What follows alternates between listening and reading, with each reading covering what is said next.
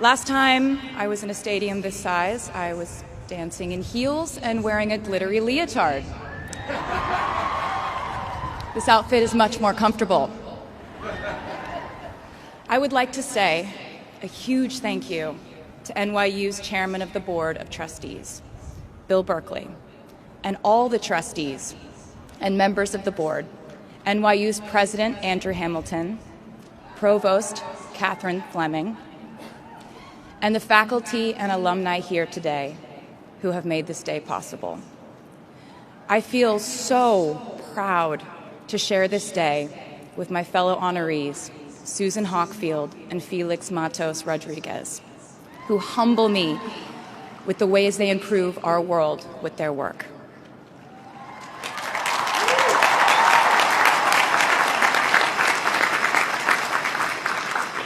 As for me, I'm 90% sure the main reason I'm here is because I have a song called 22.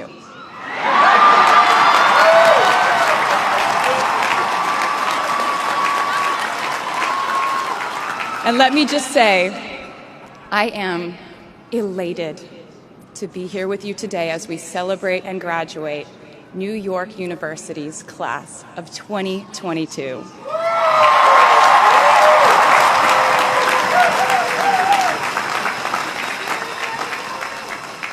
Not a single one of us here today has done it alone.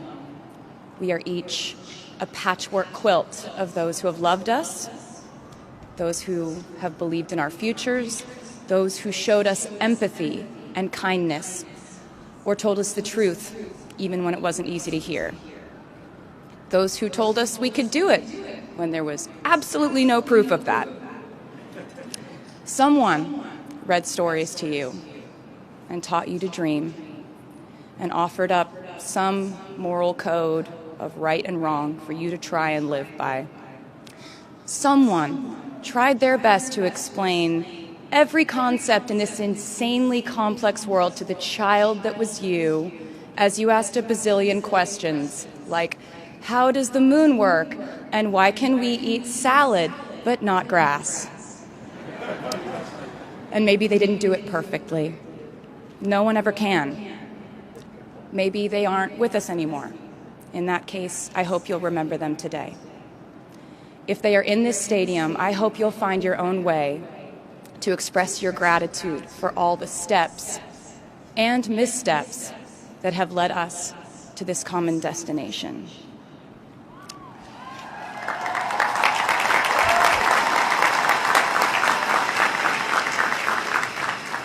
I know that words are supposed to be my thing, but I will never be able to find the words to thank my mom and dad, my brother Austin, for the sacrifices they made every day so I could go from singing in coffee houses to standing up here with you all today, because no words would ever be enough.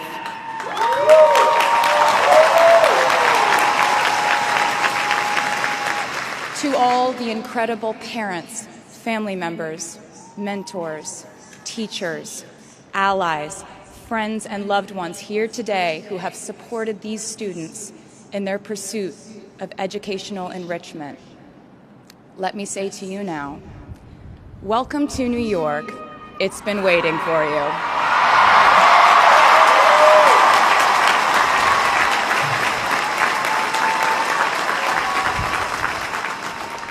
I'd like to thank NYU for making me, technically, on paper at least, a doctor.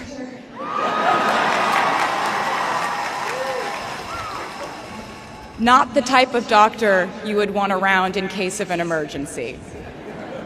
Unless your specific emergency was that you desperately needed to hear a song with a catchy hook and an intensely cathartic bridge section.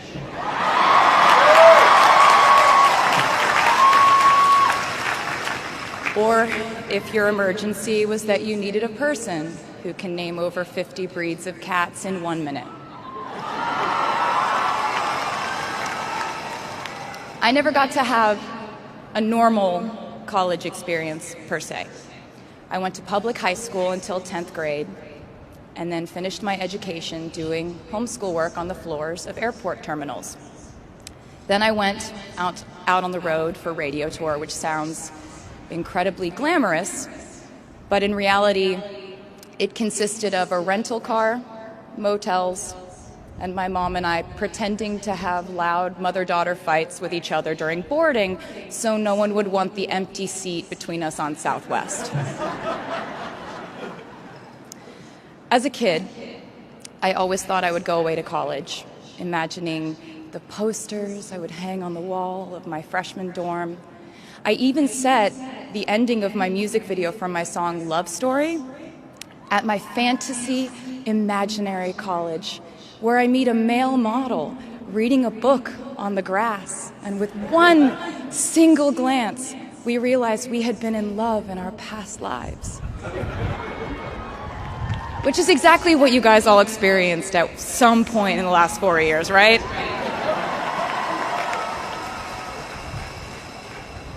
But I really can't complain about not having a normal college experience to you, because you went to NYU during a global pandemic, being essentially locked into your dorms and having to do classes over Zoom. Everyone in college during normal times stresses about test scores, but on top of that, you also had to pass like 1,000 COVID tests. I imagine the idea of a normal college experience was all you wanted too. But in this case, you and I both learned that you don't always get all the things in the bag that you selected from the menu in the delivery service that is life. You get what you get. And as I would like to say to you wholeheartedly, you should be very proud of what you've done with it. Today, you leave New York University and then go out into the world searching what's next. And so will I.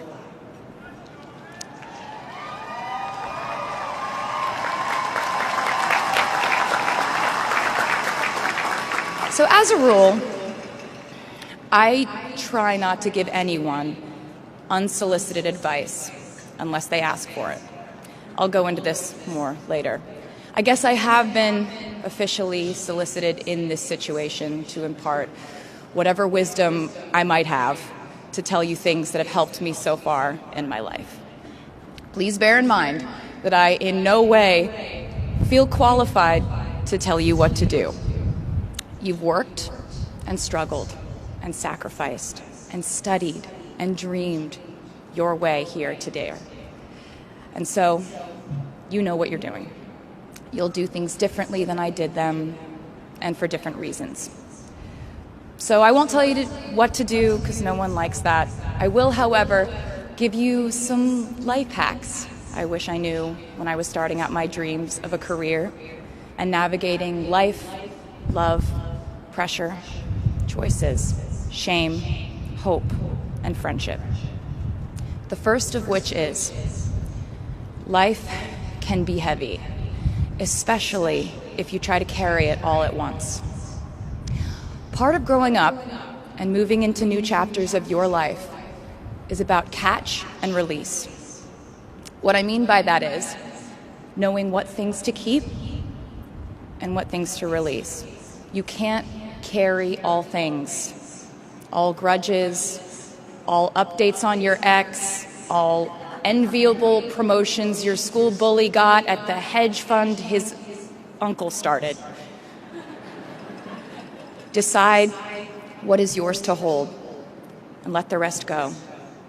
Oftentimes, the good things in your life are lighter anyway, so there's more room for them. One toxic relationship can outweigh so many wonderful, simple joys. You get to pick what your life has time and room for. Be discerning. Secondly, learn to live alongside cringe. No matter how hard you try to avoid being cringe, you will look back on your life and cringe retrospectively.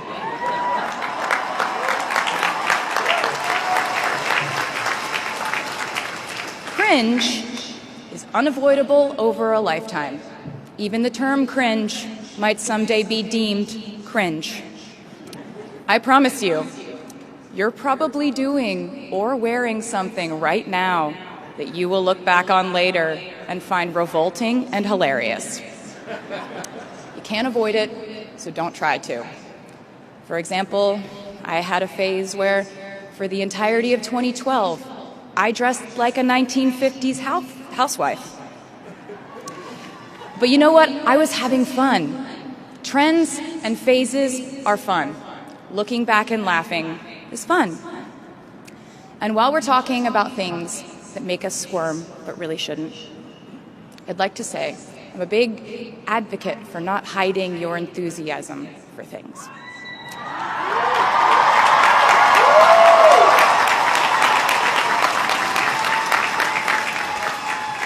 It seems to me that there is a false stigma around eagerness in our culture of unbothered ambivalence. This outlook perpetuates the idea that it's not cool to want it. The people who don't try are fundamentally more chic than people who do. And I wouldn't know because I've been a lot of things, but I've never been an expert on chic. But I'm the one who's up here, so you have to listen to me when I say this. Never be ashamed of trying. Effortlessness is a myth. The people who wanted it the least were the ones I wanted to date and be friends with in high school. The people who want it the most are the people I now hire to work for my company.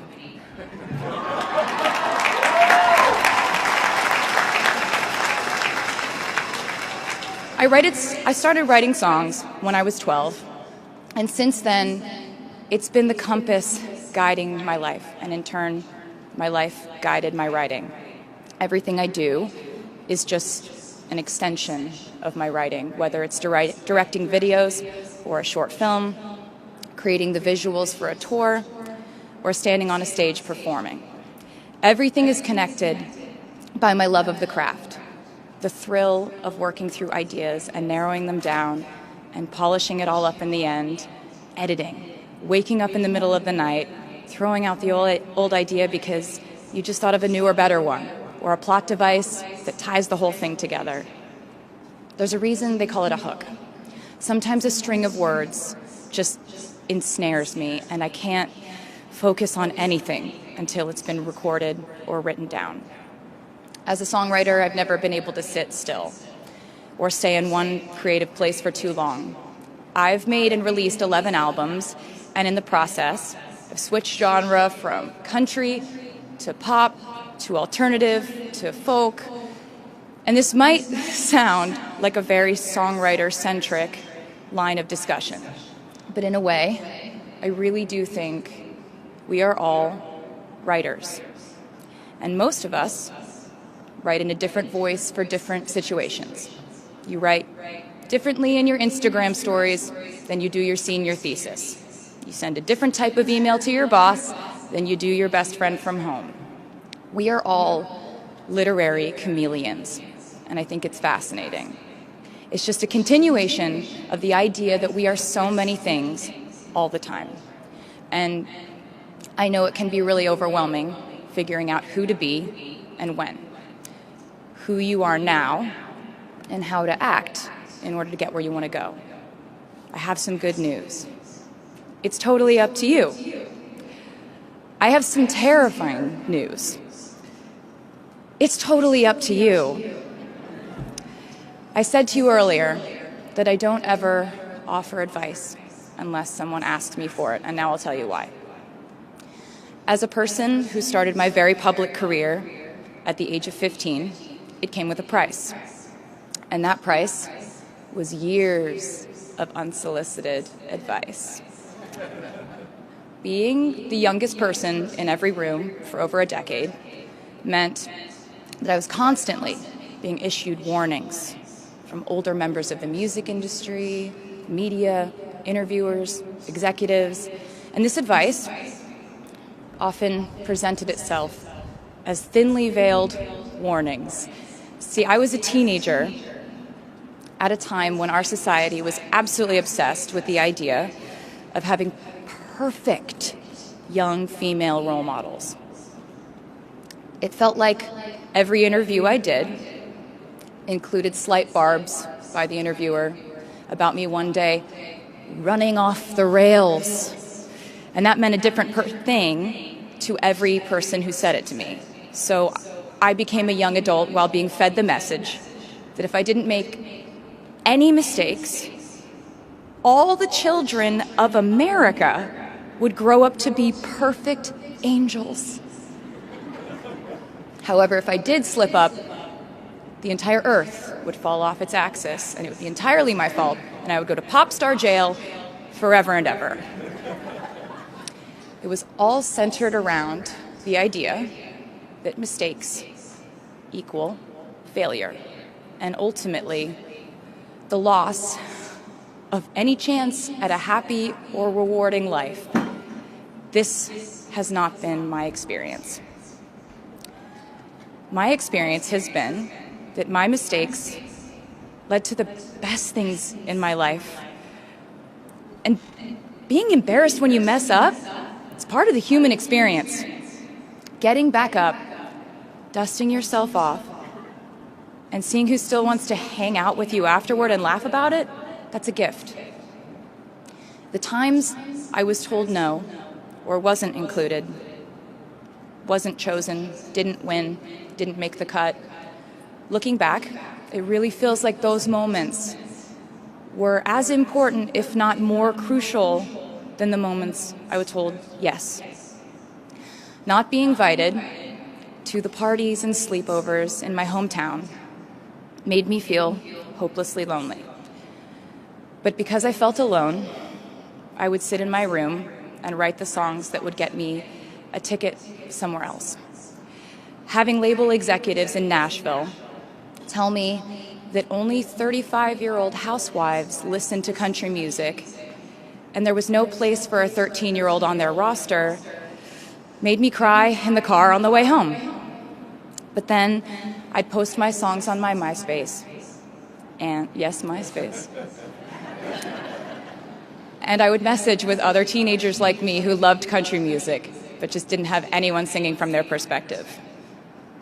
Having journalists write in-depth, oftentimes critical pieces about who they perceived me to be made me feel like I was living in some weird simulation.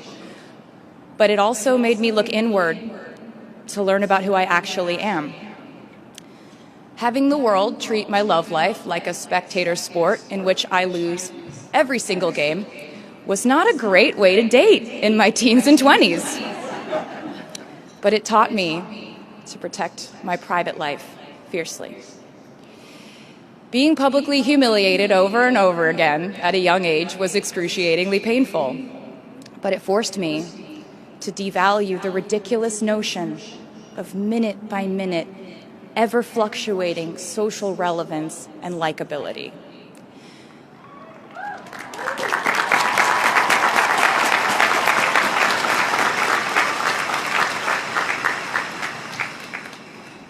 Getting canceled on the internet and nearly losing my career gave me an excellent knowledge of all the types of wine.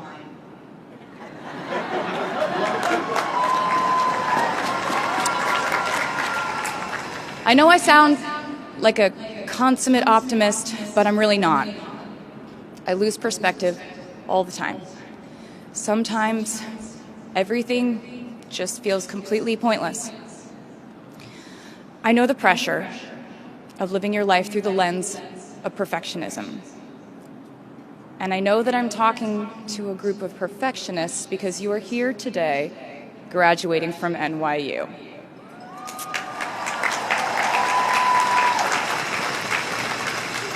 So this might be hard for you to hear.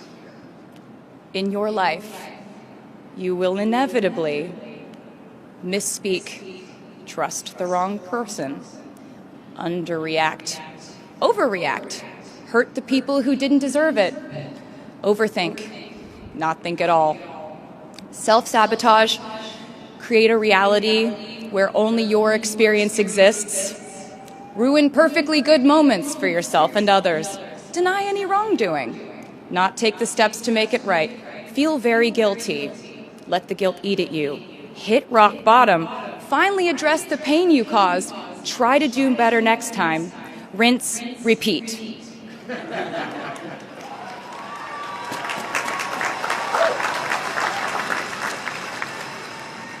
And I'm not going to lie. These mistakes will cause you to lose things. I'm trying to tell you that losing things doesn't just mean losing. A lot of the time, when we lose things, we gain things too. Now you leave the structure and framework of school and chart your own path.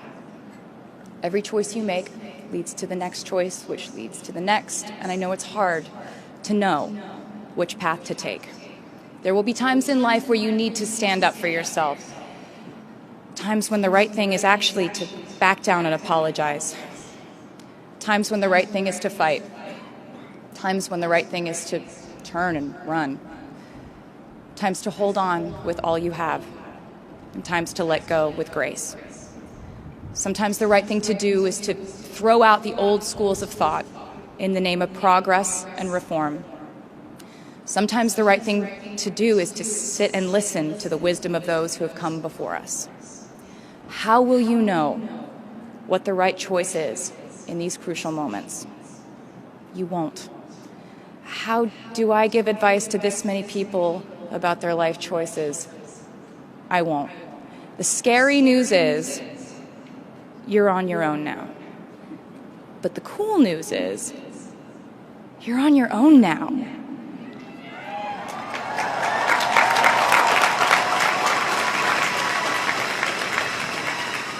I leave you with this. We are led by our gut instincts, our intuition, our desires and fears, our scars and our dreams. And you will screw it up sometimes. So will I. And when I do, you will most likely read about it on the internet. Anyway, hard things will happen to us. We will recover. We will learn from it. We will grow more resilient because of it. And as long as we are fortunate enough to be breathing, we will breathe in, breathe through, breathe deep, and breathe out. And I am a doctor now, so I know how breathing works. I hope you know how proud I am to share this day with you. We're doing this together, so let's just keep dancing like we're the class of 22.